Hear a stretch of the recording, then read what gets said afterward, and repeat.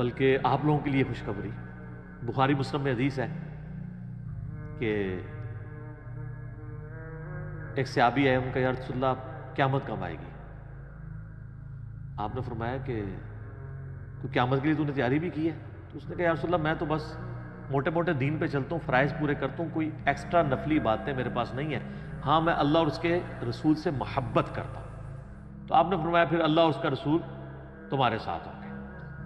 حضرت انس بن مالک کہتے ہیں کہ اسلام لانے کے بعد رسول اللہ کے کسی فرمان سے ہمیں اتنی خوشی نہیں ہوئی جتنا اس فرمان سے ہوئی کہ جو اللہ اور اس کے رسول کے ساتھ محبت کرتا ہے اللہ اور اس کا رسول قیامت والے دن اس کے ساتھ ہوں گے، یعنی اسے بھی پڑوس مل جائے گا.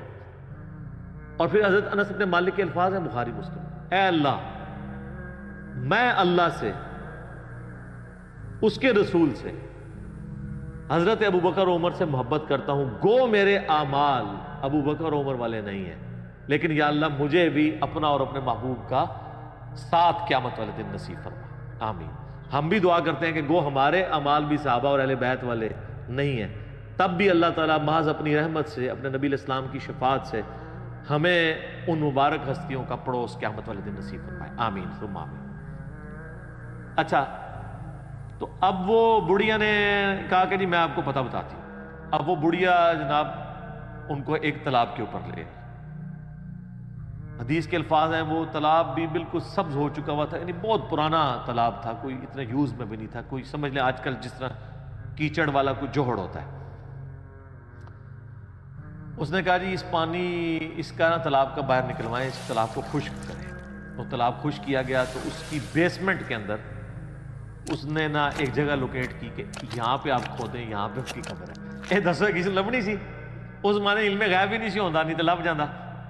ٹھیک ہے، بزرگوں کہتے ہیں نا علم غیب ہے، وہ جب تک اللہ نہ بتائے تو پیغمبر کو بھی نہیں پتا چلتا. تو خیر وہ قبر کھودی اور حدیث کے الفاظ ہیں کہ انہوں نے حضرت یوسف علیہ السلام کا جسد انور نکالا تو پھر بنی اسرائیل کے لیے جو ہے نا راستہ بالکل واضح ہو گیا، پھر وہ اپنے سفر پہ چل پڑے. تو یہ حدیث ہے جس میں حضرت یوسف علیہ السلام کا جسد انور وہاں پہ شفٹ کرنے کی بات ہے.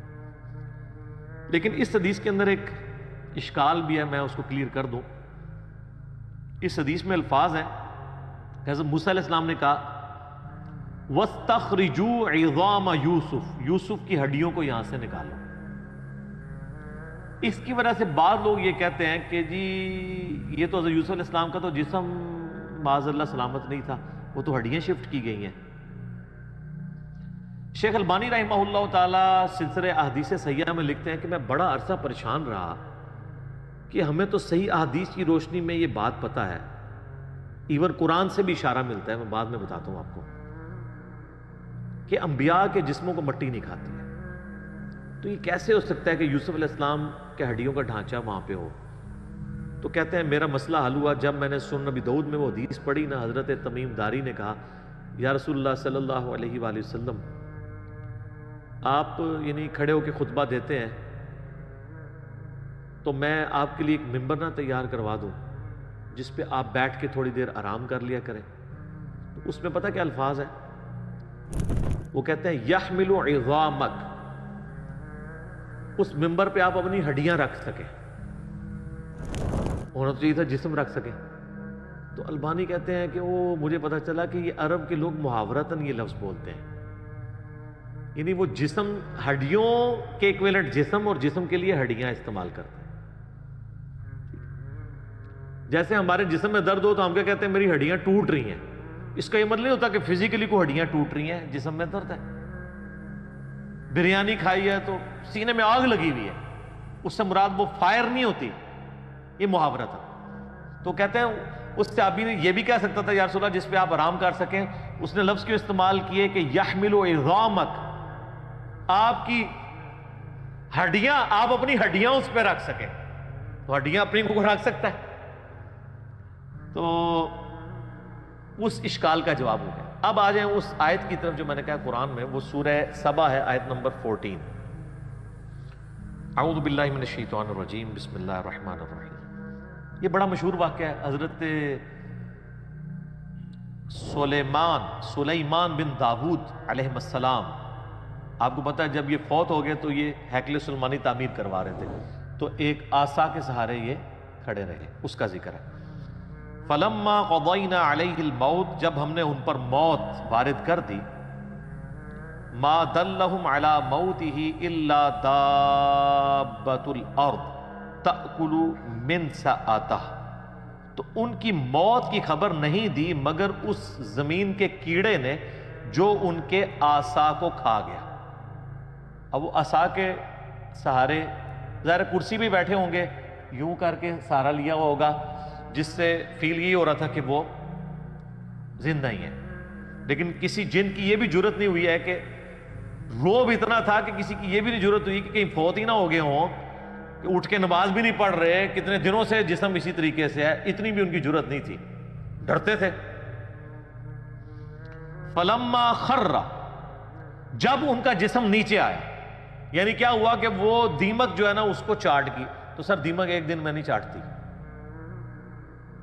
یہ مہینوں کی گیم ہے کہ وہ عصا کو دیمک کھاتی رہی جب تک وہ ہیکل سلیمانی تعمیر نہیں ہو گیا، ٹیمپل آف سلیمان۔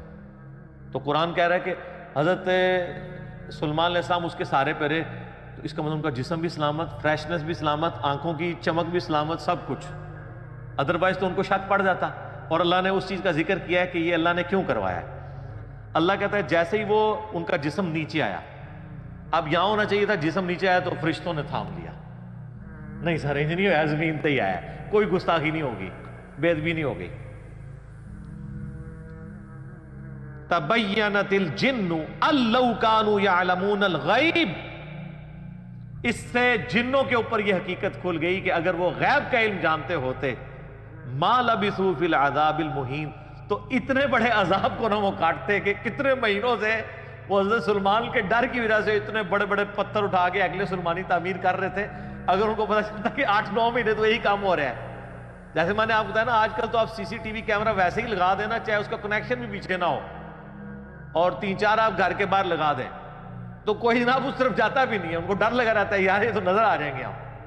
تو اللہ تعالیٰ فرمایا کہ علم غیب اگر جنوں کو ہوتا نا تو ان کو کیوں نہیں پتا چل گیا کہ یہ فوت ہو گیا۔ تو علم غیب والا عقیدہ اللہ تعالیٰ نے بڑا قرآن میں کلیئر کیا ہوا ہے، آپ نے نہیں ماننا تو نہ مانے، ایک علیحدہ بات ہے۔ جنات سے جتنی بھی خبریں کائنوں تک پہنچتی ہیں نا، وہ قرآن حکیم میں بھی آیا ہے، بخاری مسلم میں اس کی ڈیٹیل موجود ہے، وہ فرشتوں کی ڈسکشن کے ساتھ کچھ باتیں اچک لیتے ہیں تو وہ چلی جاتی ہیں، باقی بخاری مسلم کے الفاظ ہیں، وہ 100 باتیں اس میں اور ملا کے کائنوں کے دماغ میں ڈالتے ہیں اور وہ آگے پھیلا دیتے ہیں۔ باقی جو پاسٹ ٹینس کا واقعہ اگر کوئی جن بتا دیتا ہے نا تو وہ غیب کی بات نہیں ہے، کیونکہ پاسٹ ٹینس میں جو چیز ہو چکی وہ تو علم میں آ گئی نہیں۔ یعنی اگر میں کہوں کہ ذوالفقار علی بھٹو پھانسی چڑھ چکے ہیں تو میرے زمانے میں تو نہیں چڑھے، میری پیدائش سے وہ پہلے چڑھے میں پھانسی، تو یہ نہیں میں نے دیکھا ہے، لیکن یہ خبر آج کی ڈیٹ میں درست ہے، لیکن مستقبل کی خبر کوئی نہیں دے سکتا، اور یہاں تو ان کے سامنے تھا، ان کو نہیں پتا چلا جب تک کہ وہ نہیں۔ تو یہ آیت بھی اس بات کا ثبوت ہے کہ انبیاء کے جسم سلامت رہتے ہیں ان کی وفات کے بعد، ورنہ تو ڈیکمپوز ہو جاتا، دو دن سے زیادہ تو نکالتے ہی نہیں، اتنی بدبو آنا شروع ہو جاتی ہے۔ باقی اس کو سپورٹی وہ حدیث ہے جو سنن ابی داؤد میں، سنن نسائی میں اور سنن ابن ماجہ میں ہے، مشکات میں موجود ہے، سیدنا اوس بن اوس رضی اللہ تعالیٰ عنہ سے کہ نبی علیہ السلام نے فرمایا کہ جمعے کا دن جو ہے وہ تمہارے ایام میں سب سے بہتر ہے، اسی دن آدم علیہ السلام پیدا ہوئے، اسی دن وہ فوت ہوئے، اسی دن سور پھونکا جائے گا، تم جمعے کے دن کثرت کے ساتھ مجھ پہ درود پڑھو، بے شک تمہارا درود مجھ پہ پیش کیا جائے گا۔ تو صحابہ نے کہا کہ یا رسول اللہ، جب آپ مر جائیں گے اور آپ کی ہڈیاں مٹی میں گھل مل جائیں گی، ذرا الفاظ سنیں، اس زمانے میں اس طرح گستاخی کا فتویٰ نہیں لگاتا تھا، جواب دیے جاتے تھے، تو آپ پہ درود کیسے پیش ہوگا؟ یہ تو نیچرل پروسیس ایسا ہوگا۔ تو نبی علیہ السلام نے فرمایا، اب دیکھیں اس کی برکت ہوئی کہ عقیدہ پتہ چلا، آپ نے فرمایا کہ ان اللہ قد حرم علی الارض ان تاکل اجساد الانبیاء، بے شک اللہ نے اس بات کو حرام کر دیا ہے مٹی کے لیے کہ وہ نبیوں کے جسموں کو کھائے، نبیوں کے جسم مٹی نہیں کھائے گی، وہ ان کی وفات کے بعد بھی قبروں میں سلامت رہے۔